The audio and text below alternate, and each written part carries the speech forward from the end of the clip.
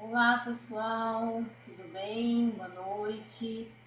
Bom, eu estou aqui no Consciência para falar um pouquinho com vocês sobre adolescência e ansiedade, tá? E eu gostaria de falar um pouco hoje sobre, antes mesmo até de falar da ansiedade, falar um pouquinho sobre as questões, as demandas dos adolescentes em relação à psicoterapia e a própria neurobiologia do adolescente. Né? A gente tem uma questão onde o comportamento dos adolescentes, um pouco mais rebelde, impulsivo, em relação a conflitos, é um resultado de uma remodelação do cérebro. Né? A gente tem que levar isso em consideração, além das questões hormonais. Porque nessa remodelação que passa, nessa fase do desenvolvimento, tem uma transformações cerebrais, né, bem profundas, elas acontecem. Tá? Então, a adolescência, pode ter esse comportamento dos adolescentes, eles podem ter um efeito, né, mais emergente em relação a não só de personalidade, mas as questões hormonais também. E as questões hormonais também, que podem auxiliar, somado a essa remodelação, né, de que o cérebro dos adolescentes passa. A questão da adolescência é uma coisa bem discutida, até quando vai, né, a idade do adolescente, mas hoje se tem alguns estudos mostrando que de 12 a 24 anos apresenta aí um fechamento de todo o crescimento, principalmente finalizando a área pré-frontal, né? Onde tem essa questão da impulsividade, da rebeldia, né, comportamentos até mais depressivos. Tá? Essa questão de impulsividade também que o adolescente traz, além de ser essa remodelação que o cérebro passa, tem uma questão que é um aumento da atividade de um circuito de recompensa que os adolescentes têm, que seria uma explicação para essa questão de conflitos e questionamentos da fase. Isso provoca uma flutuação hormonal. Então, a flutuação hormonal é uma consequência, segundo alguns estudos, dessa remodelação que o cérebro passa. Com isso, né, há um aumento de dopamina, né, no circuito cerebral, que a dopamina é um circuito que busca prazer e recompensa, né, não dando muitos valores a riscos de vícios, né, comportamentos de vícios. Então, o nível basal, o que acontece? Né? Se a gente for pensar, então, no cérebro do adolescente, a gente tem a questão dessa oscilação de dopamina. Quando a dopamina está baixa, né, no momento em que oscila, ela está baixa, isso pode acontecer a irritabilidade, né, o adolescente fica triste facilmente, podendo até um nível de tristeza que leve à depressão, né, se ele tiver uma suscetibilidade para deprimir. Quando os neurotransmissores, a dopamina, estão muito elevados, então leva a tendência de vícios, né, tanto de vícios comportamentais quanto de substância. Eu estou vendo aqui o pessoal que está entrando. Se alguém tiver alguma dúvida, o som está baixo? Tá. Como é que a gente aumenta? Deixa eu aumentar. Tá. Vê se a pergunta se aumentou. E aí, aumentou agora, pessoal, o volume? Bom, então, é um pouco em relação à questão de dopamina, eu acho muito importante a gente entender essa questão, que justamente a gente vai poder ver quais são as intervenções que podem ajudar o paciente, porque essa oscilação de dopamina também, dependendo dos comportamentos, né, que esse adolescente ele for se envolvendo, isso pode também trazer algumas questões de ansiedade, tá bom? Tá, então melhorou o som. Muito bom. Então, qualquer pergunta, tá? Pode fazer. Bom, um outro sistema envolvido, né, paralelo a isso, é o sistema límbico, né, que são o sistema das emoções, né, o sistema mais primitivo, né, um sistema de emoções mais primitivas ou primárias, né, onde ela modula um pouco sobre essas reações de comportamentos também. Então, Quando um adolescente ele sente uma emoção primária, por exemplo, o medo, né, que está muito envolvido na ansiedade, tem um prejuízo na identificação dessa emoção, às vezes. Às vezes eles não conseguem nomear essa emoção. E eles já têm muita dificuldade porque é um período onde se tem mais insegurança. Como eles estão passando em constante transformação, então gera um processo de insegurança nos adolescentes e isso faz com que eles não consigam identificar direito as emoções primárias, só que eles também não conseguem escolher, às vezes, ou agir de acordo, né, de uma forma mais saudável em relação a essas emoções primárias, ou até mesmo para poder regular estratégias para poder usar para regular a intensidade dessa emoção. Né? Ok, então o som aí já está tudo, já está estabilizado o som. Legal, pessoal. Obrigada, viu, Kelly? Bom, além, né, outra questão que eu acho importante falar sobre esse momento que o adolescente passa dessa remodelação cerebral é essa questão dele super racionalizar. Tá? Então, existe essa tendência dessa super racionalização, que é a capacidade de pensar apenas em termos literais, né, concretos, sem olhar o contexto. Então, é muito importante na hora da intervenção trazer sempre outras formas de ver, sempre trazer opções de tomada de decisões. Então, eu gosto muito de falar que a gente não tem, né, um caminho só a percorrer, né, não tem só uma forma de chegar até a uma determinada resolução de problemas, então tem várias formas de fazer isso. Por quê? Porque eu não quero justamente reforçar esse comportamento que já está estruturalmente mais favorecido. Né? Então eu quero trazer um pouco mais para eles pensarem nisso, pensarem em questões de tomada de decisões, várias formas de resolver um problema. Tá? E essa remodelação, né, que o cérebro passa no neurodesenvolvimento, tem estudos mostrando que isso é uma questão necessária para que o próprio adolescente ele saia desse circuito familiar, né, e conheça melhor o mundo, que vá atrás de novas possibilidades, de novos interesses. E se a gente for pensar na teoria mais evolucionista, eles falam muito essa questão de que o adolescente ele passa por essa transformação, que é justamente para não ter uma reprodução entre as pessoas, né, do mesmo círculo social. Então, por isso que é tão importante para o adolescente, né, ter novas experiências. Okay? Então, uma questão que também que é bem importante, a casa ela é muito confortável e bem previsível para o adolescente. Né? Então, a gente tem que entender um pouco que o paciente, quando ele é um adolescente e ele está trazendo uma questão de ansiedade, tem uma questão que a ansiedade traz uma situação né, favorece um comportamento de esquiva, ele fica mais não se arriscar tanto, então nesse sentido vai pegar em relação às habilidades sociais dele, ele vai se expor menos, ele se expondo menos, ele terá menos amigos, menos amizades. Um fator de proteção do adolescente é o componente social, né? E ele vai tendo muito déficit nisso em relação à questão da ansiedade, né?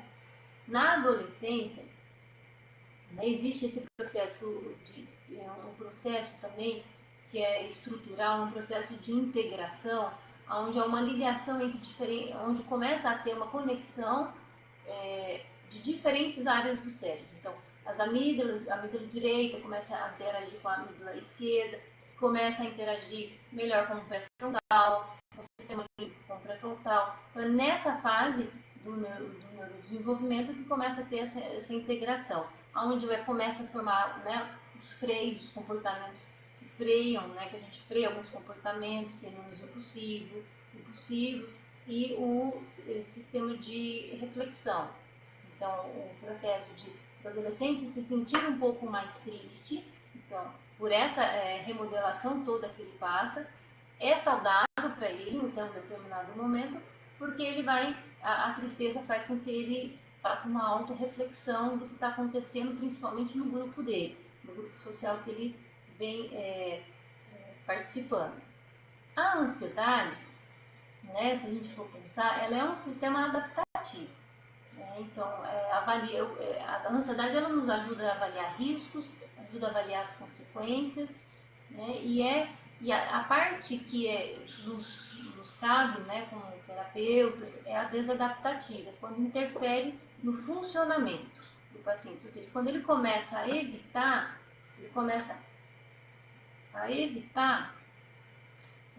situações, ele começa a não se expor, começa a ter um estado de sofrimento um pouco mais persistente, ao invés de ser pontual, momentâneo, que é comum nos adolescentes, né, um nível de sofrimento, mas ele começa a ser mais persistente. E para avaliar entre se essa ansiedade ela está adaptativa ou não, é muito importante avaliar a habilidade de linguagem desse adolescente, a compreensão e a expressão emocional que ele apresenta. Então, cada adolescente é um adolescente, pode estar, né, numa fase de desenvolvimento não necessariamente compatível com aquela exata idade que ele está vivendo. Então, por isso que é importante avaliar. Às vezes, traz uma ansiedade porque ele não consegue expressar uma emoção, porque ele não consegue fazer amigos. Se ele não consegue fazer amigos, ele se acha inadequado, entendeu como é que ele expressa essa linguagem, né? Porque é até uma construção de aprendizagem. Okay? Se alguém tiver alguma dúvida, pode ir também aí trazendo algumas observações. Algum comentário também, se alguém quiser participar, tá? Estamos aqui para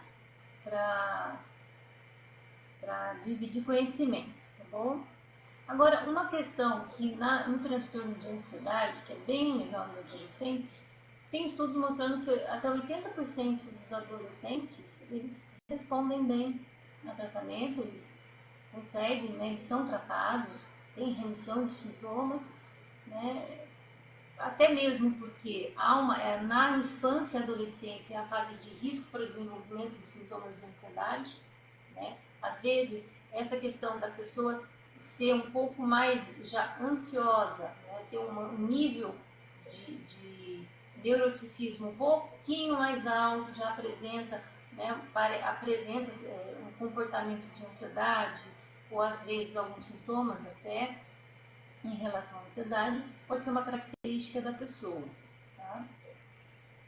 Os sintomas eles podem ser leves e transitórios, por isso que é importante avaliar e reconhecer precocemente alguns preditores do curso da ansiedade para que ele se torne grave. Né? Se ele se tornar grave, como é que a gente vai olhando isso? Então, eu posso receber um adolescente que tem um problema de regulação emocional, que ele não consegue regular bem as emoções, não só a questão do medo, mas isso pode também ser um preditor para levar a algum transtorno de ansiedade mais grave. Tá?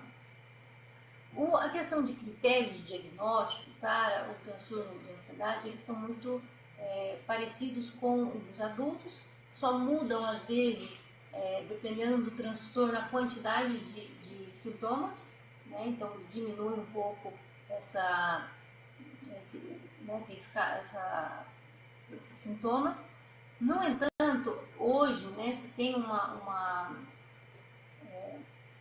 tendência maior, quando se fala em adolescente, a não usar tanto os critérios de diagnóstico, e sim usar classes maiores de sintomas, como a questão se é uma desregulação emocional, se é uma questão de comportamentos mais fóbicos, do que trazer alguns critérios e fechar em um diagnóstico. Porque às vezes a demanda está muito misturada em relação à falta do manejo dessa regulação emocional, que fica muito difícil até de fazer o diagnóstico nessa fase da vida. Tá? Deixa eu ver aqui alguma dúvida.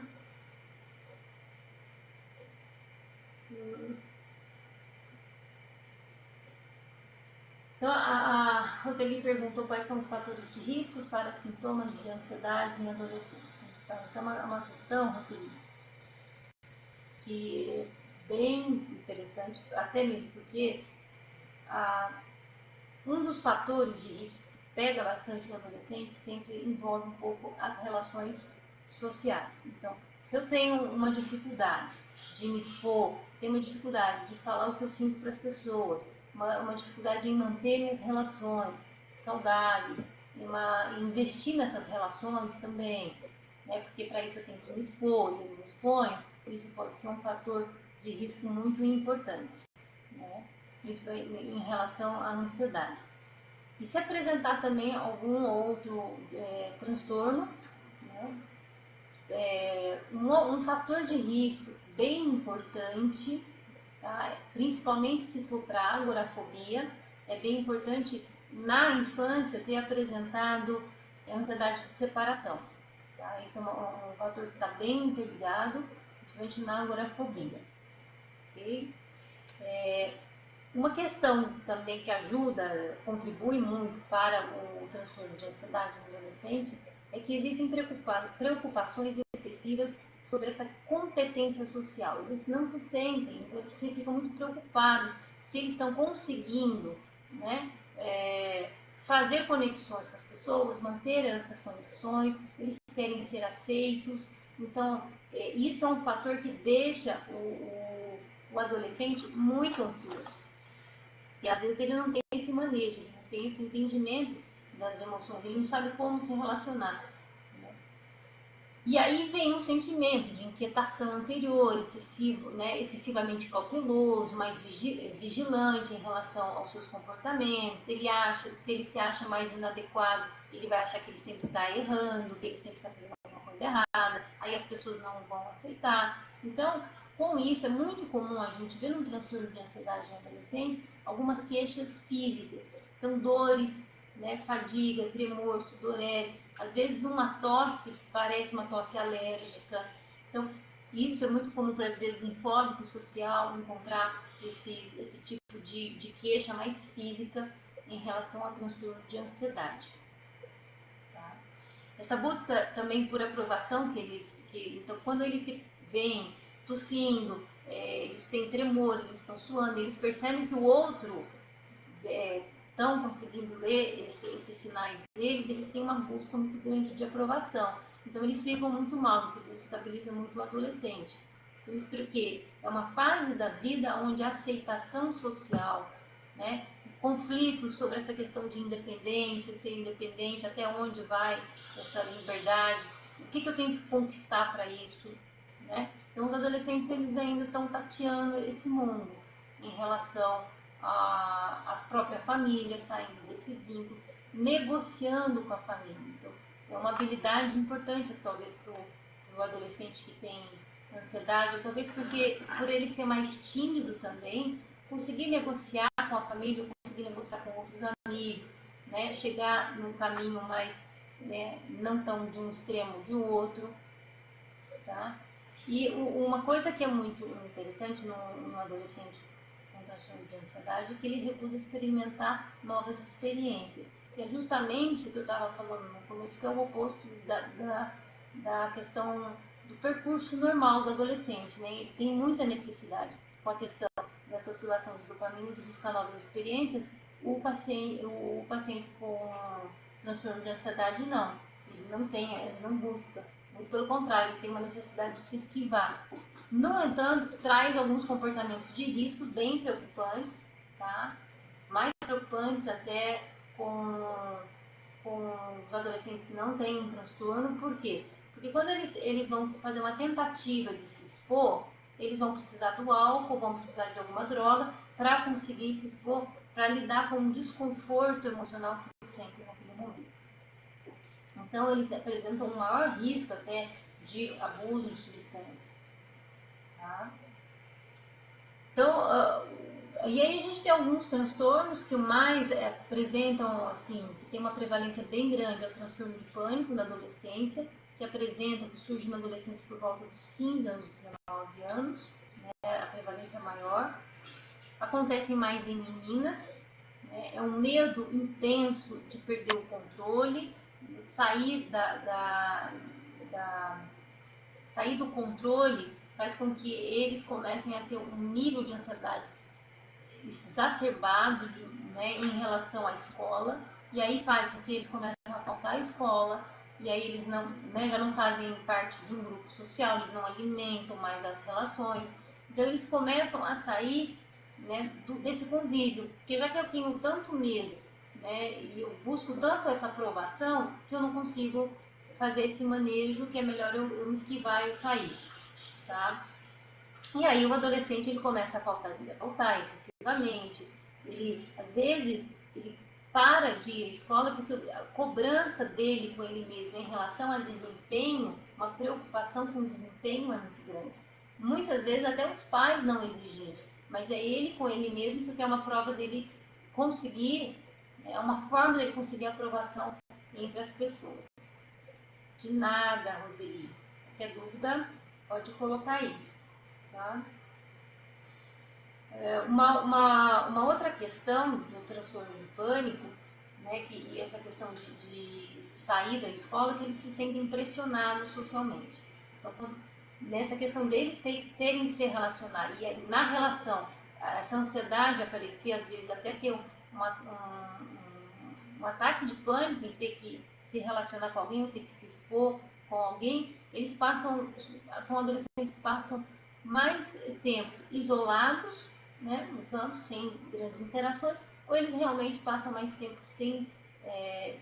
mais tempo fora das escolas, eles permanecem mais tempo fora das escolas. E isso faz com que o transtorno ele piore e se agrave com o tempo. Porque cada vez, quanto mais tempo o adolescente ele passa fora da escola, mais difícil se torna a volta dele. Mas ele ser reintroduzido aí, e aí eles querem, como eles continuam nessa questão de querer ser aprovado, né, da aprovação e serem aceitos, eles começam a ter um problema. Mas por que você ficou muito tempo fora da escola? E eles têm que começar a se justificar. Então, ou seja, né, quando voltam à escola, eles são postos a provas em relação às habilidades interpessoais que eles não têm. Por isso que eles não iam às escolas. Então, vira uma bola de neve. No entanto, é muito importante a gente também não forçar esse retorno à escola, né? Isso tem que ser bem trabalhado em terapia com adolescentes, tá?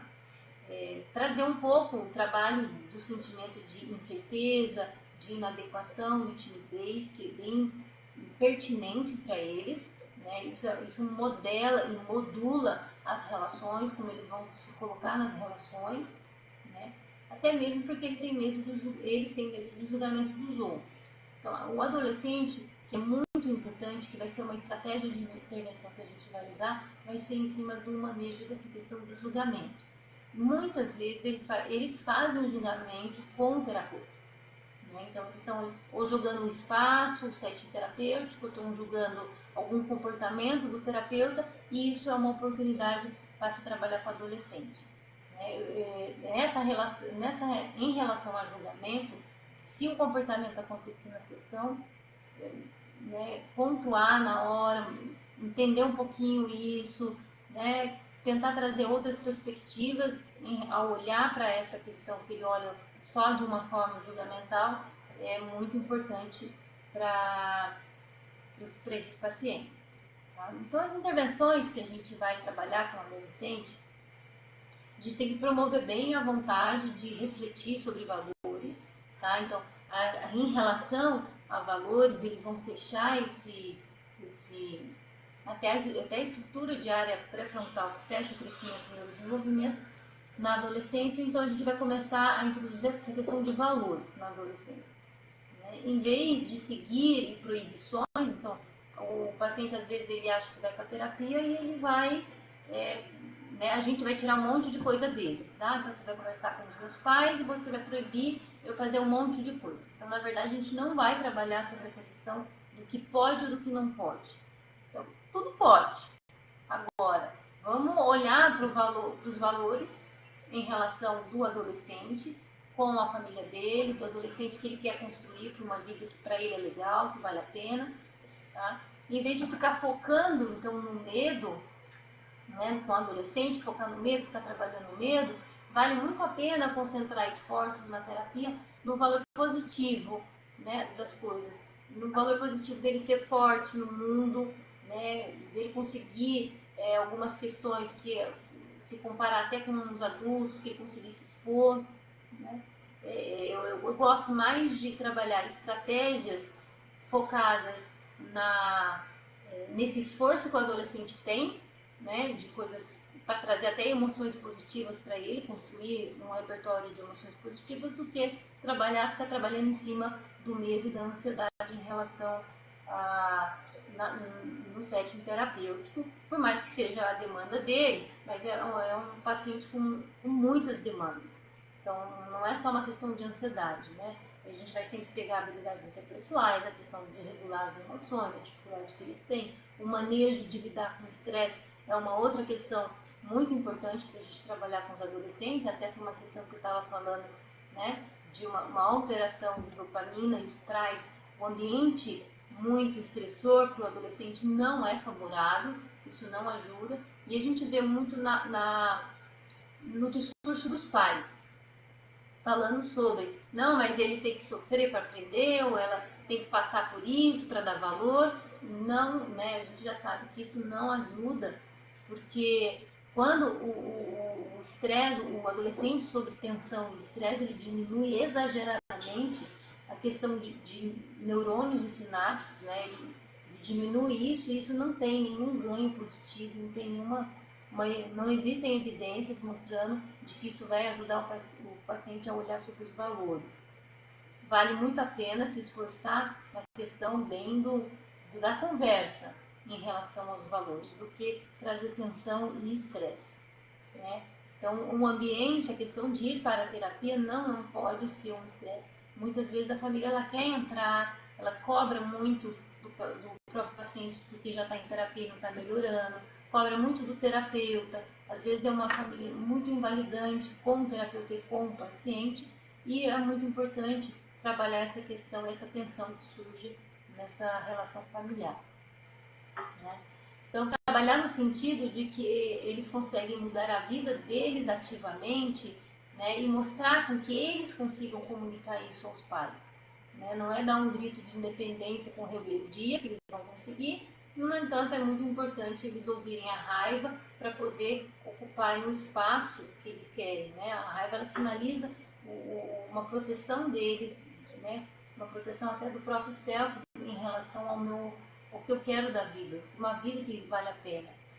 Isso traz uma questão de responsabilidade até sobre o rumo das suas experiências, né? Então, se o paciente está evitando, se esquivando muito, isso é uma opção, né? E eu não vou falar para ele que ele não pode fazer isso. Isso é uma opção. No entanto, ele tem outras opções em relação à vida dele. Trazer essa questão de responsabilizar ele por essas estratégias que ele usa para compensar uma diminuição a curto prazo desse mal-estar em relação ao medo, né, ou em relação à ansiedade, ou qualquer outra emoção que eles trazem, né?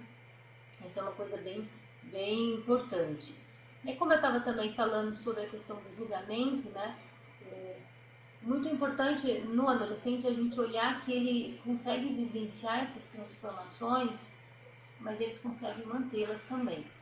Até porque é uma fase que oscila demais os comportamentos, é muito importante eles manterem esse comportamento. Para manter esse comportamento, a gente tem que estar muito focado. Isso é um objetivo do terapeuta, né? Então, focar principalmente em generalizações.